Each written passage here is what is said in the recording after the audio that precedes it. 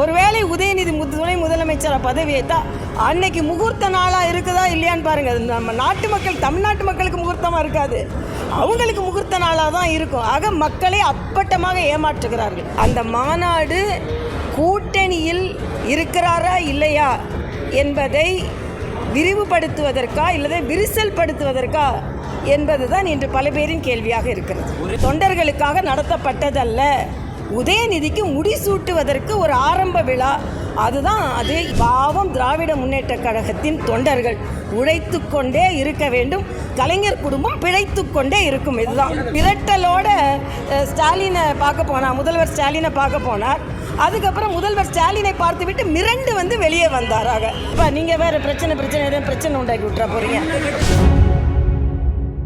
எல்லாவற்றோட எனக்கு வியப்பாக இருக்கிறது என்னென்னா, சகோதரர் அன்பில் மகேஷ்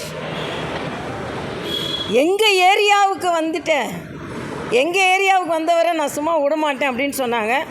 இப்போ அவங்க ஏரியாவிலேருந்து முட்டை வெளி கடையில் விற்கப்படுது. அரசு குழந்தைகளுக்கு கொடுக்கப்பட வேண்டிய முட்டைகள் வெளி கடைகளில் விற்கப்படுகிறது என்ற செய்தி வந்திருக்கிறது. ஆக உங்கள் ஏரியா முட்டையை எடுத்துகிட்டு போனவரை இப்போ என்ன செய்ய போகிறீங்க? உடனே மகாவிஷ்ணுவை கைது செய்த மாதிரி இந்த முட்டையை எடுத்துகிட்டு போனவங்களை என்ன செய்ய போகிறீங்க? ஆக அப்பட்டமாக பள்ளி கல்வித்துறையில் பல முறைகேடுகள் நடைபெற்று கொண்டிருக்கிறது. இதையெல்லாம் விட்டுவிட்டு வேண்டாத சில விஷயத்தில் அவர்கள் கவனம் செலுத்தி கொண்டிருக்கிறார்கள் என்பதான் எனது கருத்து. அதே மாதிரி அண்ணன் திருமா அவர்கள் மறுபடியும் அவர் கூட்டணியில் ஏதோ ஒரு பிரச்சனைக்காகத்தான் இந்த மாநாடை நடத்துகிறார். அந்த மாநாடு கூட்டணியில் இருக்கிறாரா இல்லையா என்பதை விரிவுபடுத்துவதற்கா இல்லதை விரிசல் படுத்துவதற்கா என்பதுதான் இன்று பல பேரின் கேள்வியாக இருக்கிறது.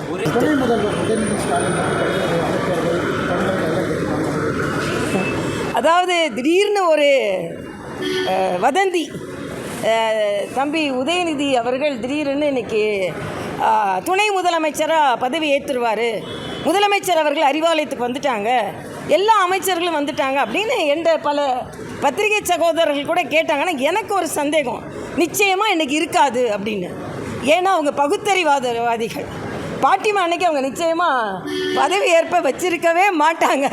அதனால் நீங்கள் நல்லா பார்த்தீங்கன்னா அவங்க அதனால் எல்லாரும் சொன்னாங்க. ஏன் ரொம்ப எல்லா வட இந்திய பத்திரிகைக்காரர்களும் நான் சொன்னேன், நான் அதுக்கு சில கண்டனத்தை தெரிவித்தாலும் எனக்கு நல்லா தெரியும் நிச்சயமாக நாள் நல்ல நாள் இல்லை, அதனால் அவங்க ஒத்துக்கொள்ள மாட்டார்கள். ஏன்னா பகுத்தறிவாதிகள், அவங்க பகுத்தறிவாதிகள். நான் இன்னும் சேலஞ்ச் பண்ணுறேன், ஒருவேளை உதயநிதி துணை முதலமைச்சராக பதவியேற்றா அன்னைக்கு முகூர்த்த நாளாக இருக்குதா இல்லையான்னு பாருங்கள். நம்ம நாட்டு மக்கள், தமிழ்நாட்டு மக்களுக்கு முகூர்த்தமாக இருக்காது, அவங்களுக்கு முகூர்த்த நாளாக தான் இருக்கும். ஆக மக்களை அப்பட்டமாக ஏமாற்றுகிறார்கள்.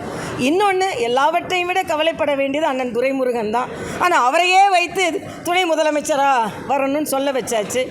அண்ணன் பழனி மாதிக்கத்துக்கு விருது கொடுத்து ஆக இன்னொரு விருதை வாங்குற மாதிரி. ஆக அன்னைக்கு நீங்கள் பார்த்தீங்கன்னா பவள விழா தொண்டர்களுக்காக நடத்தப்பட்டதல்ல, உதயநிதிக்கு முடிசூட்டுவதற்கு ஒரு ஆரம்ப விழா. அதுதான் அது. இன்றைக்கி இதுதான் நாங்கள் வாரிசு அரசியல்னு சொல்கிறோம். திராவிட முன்னேற்ற கழக தொண்டர்கள் சிந்திக்க வேண்டும். அண்ணாதுரை, நீங்கள் எப்படி நாவலர் நெடுஞ்செழியனை சுட்டி காண்பித்து விட்டு மரியாதைக்குரிய கலைஞர் அவர்கள் அந்த நிலையை எடுத்தாரோ, அதாவது அவங்க சொல்கிறாங்க, அண்ணன் ஸ்டாலின் பேசும்போது சொல்கிறாரு, 25வது வருஷம் ஆட்சி நாம் கொண்டாடும் பொழுது நம்ம ஆட்சியில் இருந்தோம், 50வது வருஷம் கொண்டாடும் போது நம்ம ஆட்சியில் இருந்தோம், 75வது வருஷம் கொண்டாடும் போது ஆட்சியில் இருந்தோம், 25வது வருஷம் ஆட்சியில் நடக்கும்போதும் கலைஞர், அப்புறம் 50வது வருஷம் ஆட்சி அவங்க பவள விழா பொன் விழா கொண்டாடும் போதும் கலைஞர், 75வது விழா பவள விழா கொண்டாடும் போது ஸ்டாலின், 100வது விழா கொண்டாடும் போது உதயநிதி, அப்புறம் 125வது விழா கொண்டாடும் போது உதயநிதியின் மகன். பாவம் திராவிட முன்னேற்ற கழகத்தின் தொண்டர்கள் உழைத்து கொண்டே இருக்க வேண்டும், கலைஞர் குடும்பம் பிழைத்து கொண்டே இருக்கும். இதுதான் இது மது ஒழிப்பு மாநாடு. நான் ஏற்கனவே சொல்லிட்டேன், சிறுத்தையாக ஆரம்பித்து சிறுத்து போயிட்டார்.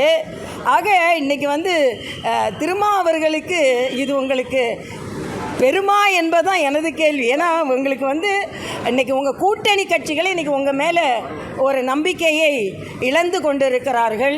அதனால் இந்த நாடகம் இன்னும் கொஞ்ச நாள் கழுதை தேஞ்சு கட்டெரும்பு ஆன மாதிரி இந்த மாநாடு ஆரம்பத்தில் இருந்த ஜோறு இப்போ அப்படியே குறைஞ்சு அக்டோபர் 2 இவங்க மாநாடு எப்படி நடக்கும் என்பது எனக்கு மிகப்பெரிய கேள்விக்குறியாக இருக்கிறது. இந்த மாநாடு எதிர்பார்க்கலாமா? அதனால அது நடக்காதனால நீங்கள் அதிருப்தியில் பேசுகிறோம் வந்து திரும்ப நேற்று சொல்லியிருக்காரு. நான் என்ன எதிர்பார்க்கிறேன்? நான் ஒன்றும் எதிர்பார்க்கல. திருமா எதிர்பார்த்தது நடக்கலைன்றது தான். தமிழிசை எதிர்பார்த்தது நடக்கல. திருமா எதிர்பார்த்தது நடக்கலை. திருமா எதிர்பார்த்த திருப்பம் நடக்கவில்லை என்பது தான். ஏன்னா ஒரு மிரட்டலோட ஸ்டாலினை பார்க்க போனார், முதல்வர் ஸ்டாலினை பார்க்க போனார். அதுக்கப்புறம் முதல்வர் ஸ்டாலினை பார்த்துவிட்டு மிரண்டு வந்து வெளியே வந்தார். ஆக மிரட்ட சென்றவர் மிரண்டு வெளியே வந்தார், அவ்வளவுதான். ஆக அவர் எதிர்பார்த்தது நடக்கவில்லையே தவிர பாவம் அவர் எதிர்பார்த்தது நடக்கலைன்னு எப்படி சொல்லுவார்? அதனால தமிழிசை எதிர்பார்த்தது நடக்கலை அப்படின்னு சொல்கிறார்.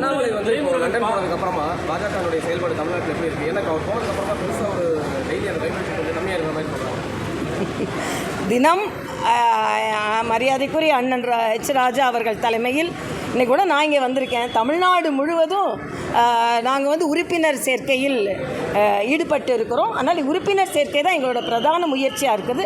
அதனால தான் மிகப்பெரிய நிகழ்ச்சிகள்லாம் மிகப்பெரிய நிகழ்ச்சிகள் நடத்த வேண்டாம் என்றும் எங்களுக்கு கோரிக்கை வைக்கப்பட்டிருக்கிறது, கட்டளை இடப்பட்டு இருக்கிறது. அதனால் சேவை நிகழ்ச்சி, அதற்கு பின்பு உறுப்பினர் சேர்க்கை. அது உறுப்பினர் சேர்க்கை சிறப்பாக நடைபெற்று வருகிறது.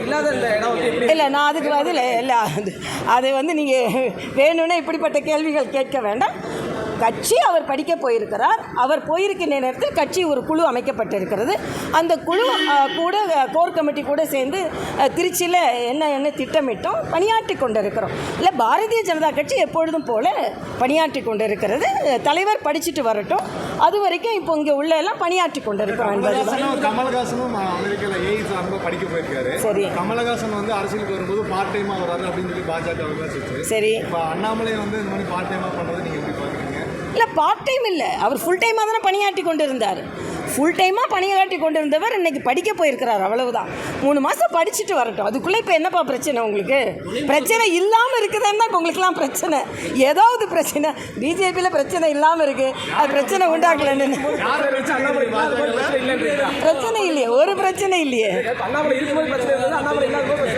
என்னப்பா? இல்லை, அப்படிலாம் ஒன்றும் சொல்லலை. நீங்களாம் ஏதாவது பிரச்சனை உண்டாக்குது. பாஜக என்ன பிரச்சனை இருக்குது? ஒரு பிரச்சனை இல்லை. ஆக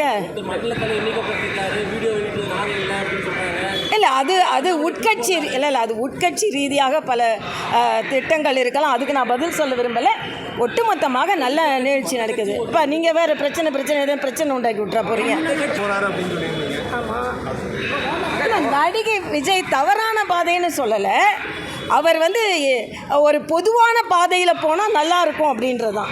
ஒத்தை சாயம் பூசிக்கொண்டு அதில் போக ஆரம்பித்திருக்கிறார் என்பதுதான் எனது கருத்து.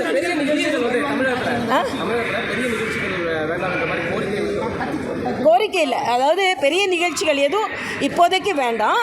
நம்மளோட உறுப்பினர் சேர்க்கையிலையும் சேவை நிகழ்ச்சிகளிலும் கவனம் செலுத்தணும்.